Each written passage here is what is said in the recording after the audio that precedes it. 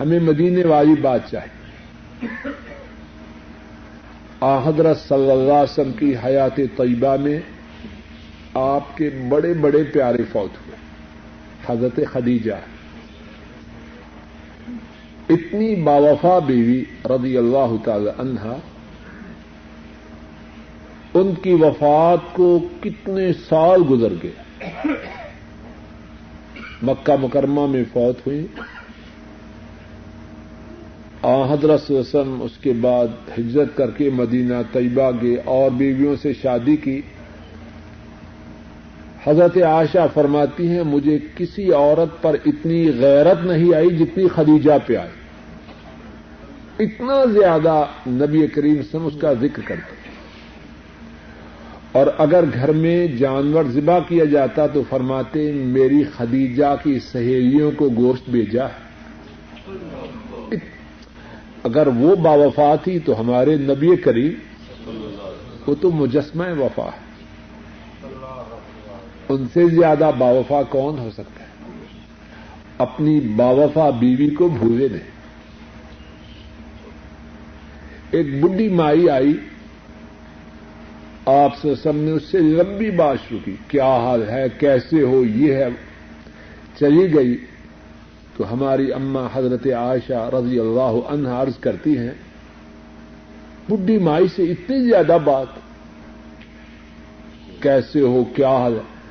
فرمایا یہ بڈھی عورت میری خدیجہ کے زمانے میں ہمارے گھر میں آیا کرتی تھی، تو میں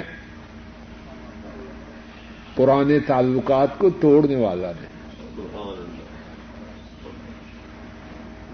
کتنی محبت اور تعلق ہے خدیجہ سے. اب ان سب سے پوچھئے حضرت خدیجہ کا کل کیا 40واں کیا، 7واں 10واں کچھ بھی نہیں کیا.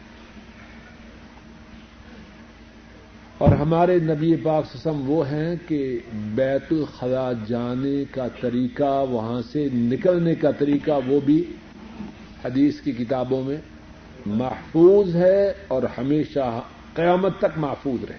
کیوں؟ امت پابند ہے ان کے نقش قدم پر چلنے. یہ کل قرآن خوانی 7واں 10واں 40واں، یہ اتنی بڑی باتیں تھی کہ ان کتابوں میں نہ آ سکتی تھی. یہ کدھر گئی؟ آسمان ان کو کھا گئے یا زمین نکل گئی؟ یہ سب چیزیں دین میں لوگوں نے اپنی مرضی سے داخل کی.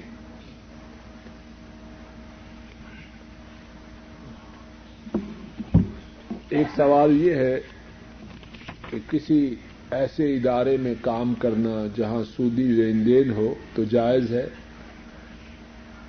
جب سود حرام ہے تو سودی ادارے میں کام کرنا کیسے جائز ہو سکتا ہے؟ سود کی وجہ سے سود کھانے والے پر، کھلانے والے پر، سودی معاملہ تحریر کرنے والے پر اور سودی معاملے پر گواہی دینے والوں پر اللہ کی لعنت ہے. اللہ محفوظ رکھے. سوال ہے کہ کیا نماز جنازہ اونچی آواز سے پڑھ سکتے ہیں؟ جواب یہ ہے نماز جنازہ اونچی آواز سے اور خاموش آواز سے دونوں طرح پڑھنا ثابت ہے، لیکن عام طور پر حضرت صلی اللہ علیہ وسلم خاموش آواز سے پڑھا کرتے. عبداللہ بن عباس رضی اللہ عنہما نے نماز جنازہ پڑھائی، سورہ الفاتحہ پڑھی اور اونچی آواز سے، اور فرمانے لگے کہ میں نے اس لیے اونچی آواز سے پڑھا تاکہ تمہیں پتہ چل جائے کہ یہ سنت ہے.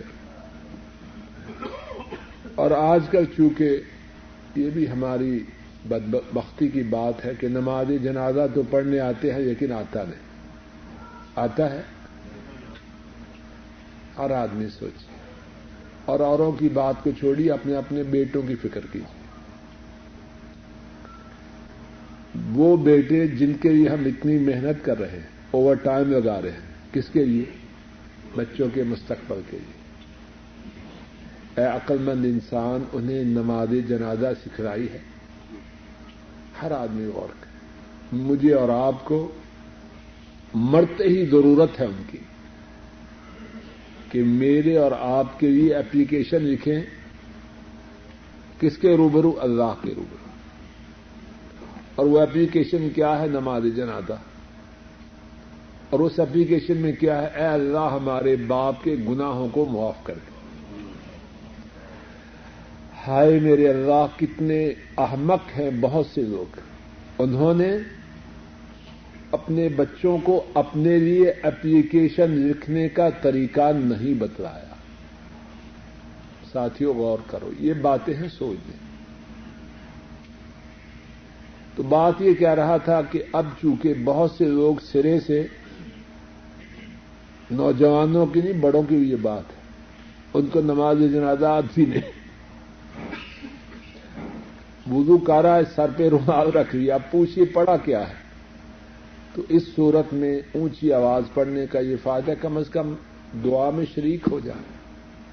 یہ کہتے ہیں کہ پنجاب میں رواج ہے کہ شادی کے دن دولہا کپڑے اور صحرا پہن کر مسجد کے اندر جاتا ہے اور باقی باراتی اور باجے والے مسجد کے باہر باجا بجاتے ہیں. اندر دولہا نفل پڑتا ہے اور 5-6 منٹ بعد باہر آ جاتا ہے. بیکار بے اثر باتیں ہیں.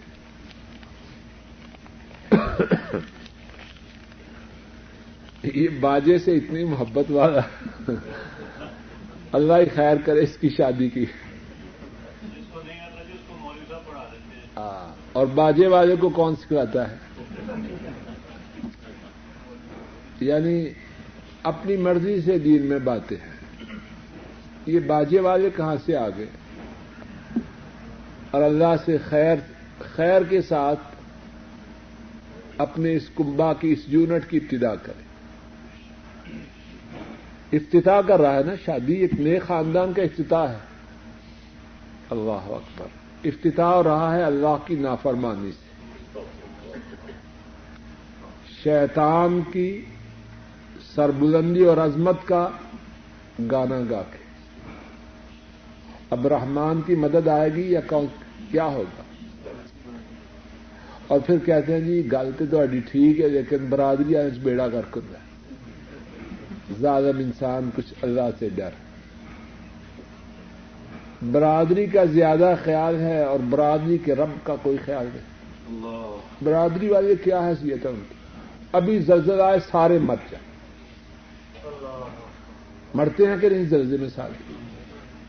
ابھی اللہ چاہے سب کو بندر اور خنزیر بنا دے. میں آپ برادری ہماری حیثیت کیا ہے؟ غبارے سے ہوا نکالنا ہو تو کچھ وقت درکار ہے. ہمارے تباہ کرنے کے لیے اللہ کو اتنے وقت کی بھی ضرورت ہے.